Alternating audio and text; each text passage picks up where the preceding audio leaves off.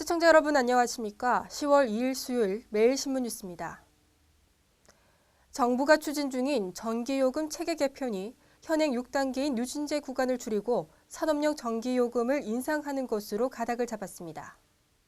한진년 산업통상자원부 2차관은 이를 열린 기자회담에서 11월 예정된 전기요금 체계 개편을 묻는 질문에 대해 현행 6단계의 주택요금 누진제를 정리하는 것과 산업용 전기요금을 인상하는 게 핵심이라고 밝혔습니다.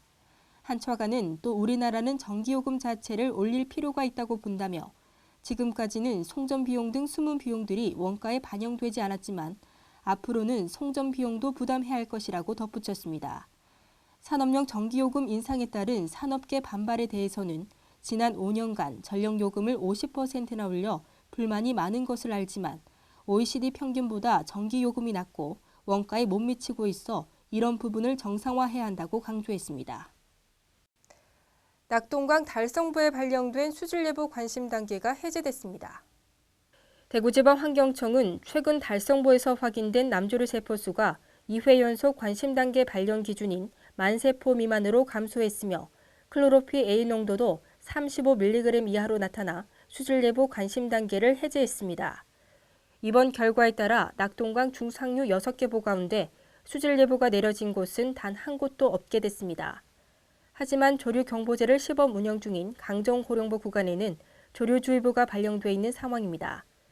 대구지방환경청은 상당 기간 수질예보가 발령됐으나 인근에 위치한 취정수장에서는 남조류 독성 물질인 마이크로시스틴이 검출된 적이 없다며 마지막까지 녹조 대응에 최선을 다하겠다고 밝혔습니다. 지난달 전국의 월세 가격이 전달보다 소폭 하락했습니다. 한국감정원은 지난달 전국 8개 시도 월세 가격이 전달보다 0.1% 하락했다고 밝혔습니다. 월세 가격 하락세는 저금리 기조로 월세 공급 증가 등 주택 임대 시장의 수급 불균형이 지속된 탓에 6개월째 이어졌습니다. 지역별로 수도권은 0.2%, 지방광역시는 0.1% 각각 하락했습니다.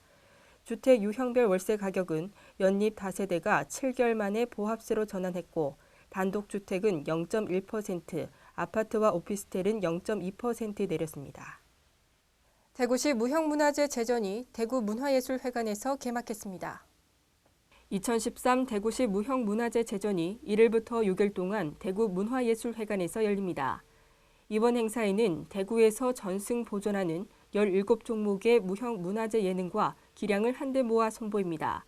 또 문화예술회관 전시관 앞마당과 80홀에서 욱수농악, 한빈들 소리, 고상농악 등을 잇따라 공연합니다.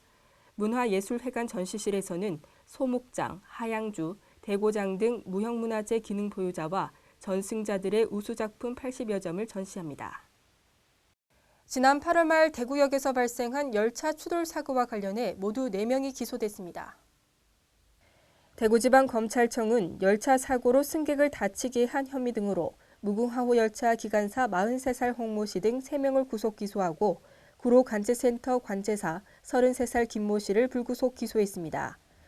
이들은 지난 8월 31일 대구역에서 신호를 제대로 확인하지 않은 채 열차를 출발시켜 열차 추돌 사고를 내 승객 18명을 다치게 하고 열차 파손 등으로 125억 원의 재산 피해를 낸 혐의를 받고 있습니다. 또 관제사 김 씨는 전국 모든 열차의 통제 업무를 담당하면서 1차 사고가 난 것을 알고서도 부산 방향 KTX 기관사에게 사고 사실을 알리지 않아 2차 사고를 막지 못한 혐의를 받고 있습니다. 오늘은 전국적으로 흐리고 곳곳에 비가 내리겠습니다. 오후부터는 찬바람이 불면서 쌀쌀해지겠습니다. 대구 경북 낮 최고 기온은 27도로 어제와 비슷하겠습니다. 개천절인 내일은 바람이 강하게 불면서 다소 춥겠습니다. 이상으로 매일신문 뉴스를 마치겠습니다. 시청해주신 여러분 고맙습니다.